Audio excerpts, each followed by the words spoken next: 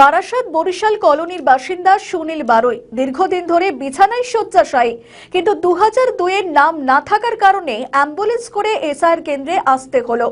30 নম্বর ওয়ার্ডের এই বাসিন্দার তরফ থেকে ইলেকশন কমিশনের কাছে আবেদন করেছিলেন বাড়িতে হিয়ারিং করে নেওয়ার জন্য, কিন্তু বয়স 85 না হওয়ার জন্য বাড়িতে হিয়ারিং করার ক্ষেত্রে নাকচ করে দেয় কমিশন। তাই বাধ্য হয়ে অ্যাম্বুলেন্স ভাড়া করে এসআইআর কেন্দ্রে আসেন, যদিও খুব দ্রুততার সঙ্গে তার শুনানির কাজ ছেড়ে দেয় কমিশন। ওই ওয়ার্ডের কাউন্সিলর তথা বারাসতের প্রাক্তন চেয়ারম্যান অশ্বনী মুখোপাধ্যায় জানিয়েছেন, গোটা বিষয়টি দুঃখজনক। এই প্রসেসটা বাড়িতে বসে করে নিতে পারলে এই ধরনের মানুষগুলো অনেক ক্ষেত্রেই কৃত হতে পারতেন। আসলে গোটা বিষয়টি প্রহসনের জায়গায় নিয়ে যাচ্ছে কমিশন।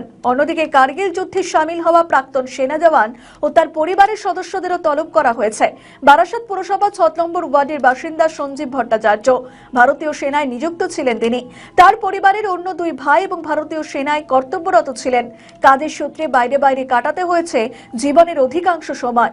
অবসরের পর এসআইআর শুরু হওয়ার পর হয়রানির শিকার হতে হচ্ছে তাদেরকেও। কেন্দ্রীয় সরকারি কর্তব্যরত প্রাক্তন সেনা জওয়ান এবং তার পরিবারকে এসআইআর পর্বে এমন হয়রানির মুখে পড়তে দেখে যথেষ্টই ক্ষুব্ধ স্থানীয় পৌরপিতা চম্পক দাস।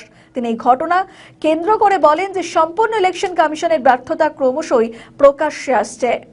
আপনার ওয়ার্ড থেকে একাধিক মানুষ আসছে, এসে এই এসআইআর কর্মের লাইনে দাঁড়াচ্ছে।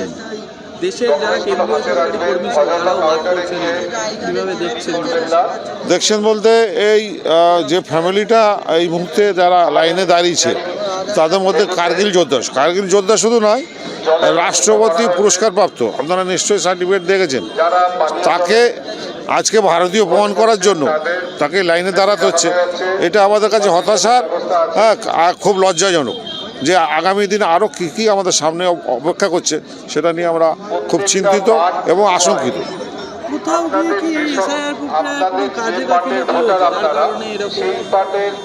এসআইআর প্রক্রিয়ায় কাজে গাফিলতি বলে এরা যেভাবে মানুষকে ডেকেছে এখানে, এতটা না ডাকলেই পারত। কারো একটা নামের ভুল, ছোট্ট নামের ভুল, তার জন্য এখানে ডেকে এনেছে।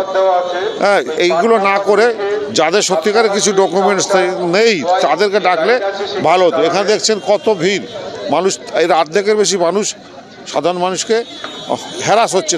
তাদের সব কাগজ থাকা রেল কর্মী, আমার ওয়ার্ডে আছে রেল কর্মী, সে তাকে ডেকেছে এবং প্রচুর সরকারি কর্মচারীদেরও কিন্তু এখানে এসে দাঁড়াতে হচ্ছে সে ভারতীয় প্রমাণ দেওয়ার জন্য।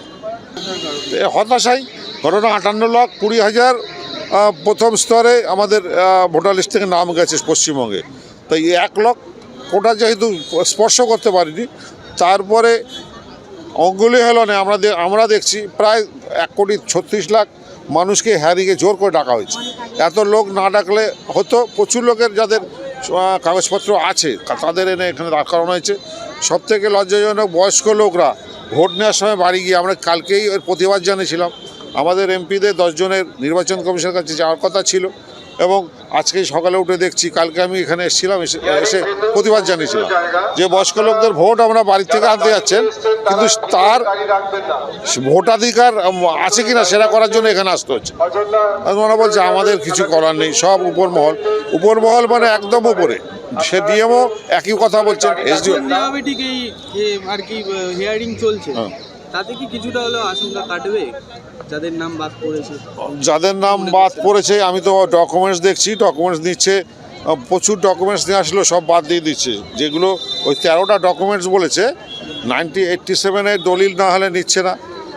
শুধু আর দেখছি পাসপোর্ট, এবং পাসপোর্ট কালকে কথা বলে শুনলাম যে এখানে যে ডকুমেন্টস জমা করছে তার ভিত্তিতেই নাম উঠে যাবে না, এটা আপলোড করছে, কম্পিউটারে আপলোড করে দিচ্ছে, ডিএমের কাছে যাবে। ডিএম এই যে কাগজগুলো দেওয়া আছে সেগুলো ভেরিফাই হবে, সঠিক যদি থাকে তার নাম লিস্টে থাকবে, তাহলে বাদ যাবে। কোথায় বাড়ি? ও আচ্ছা, দাঁড়ানো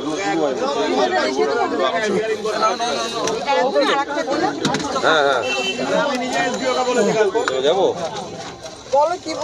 কি নাম? সুনীল কুমার বারুই। বাড়ি কোথায়? খেজুরতলা, বারাসাত। আচ্ছা, শরীরে কি অসুবিধা? শরীরে কোমরে খুব ব্যথা। আচ্ছা, ঘুরতে ফিরতে পারছি না, কষ্ট হচ্ছে, হাত পা অবশ হয়ে যাচ্ছে, হাত পা খুব ব্যথা, খুব কষ্ট হচ্ছে, কথা বলছে। আচ্ছা, আপনার কি 2002 নাম ছিল না? না 2002 নাম নেই। এই অবস্থায় আপনাকে আসতে হলো, আপনি বাড়িতে বসে করার আর্জি জানাননি? জানিয়েছিলাম, তা বললাম না আসতেই হবে, এখানে আসতেই হবে, না আসলে হবে না। কি ছবি টবি নাকি তুলবে জানি না। আপনার নাম কি? সুনীল কুমার বারুই। আমাদের ভিডিও ভালো লাগলে লাইক ও শেয়ার করুন, কমেন্ট সেকশনে আপনাদের মতামত জানান। আরও ভিডিও পেতে আমাদের চ্যানেলটিকে সাবস্ক্রাইব করুন এবং প্রতি মুহূর্তে খবরের আপডেট পেতে প্রেস করুন বেল আইকন।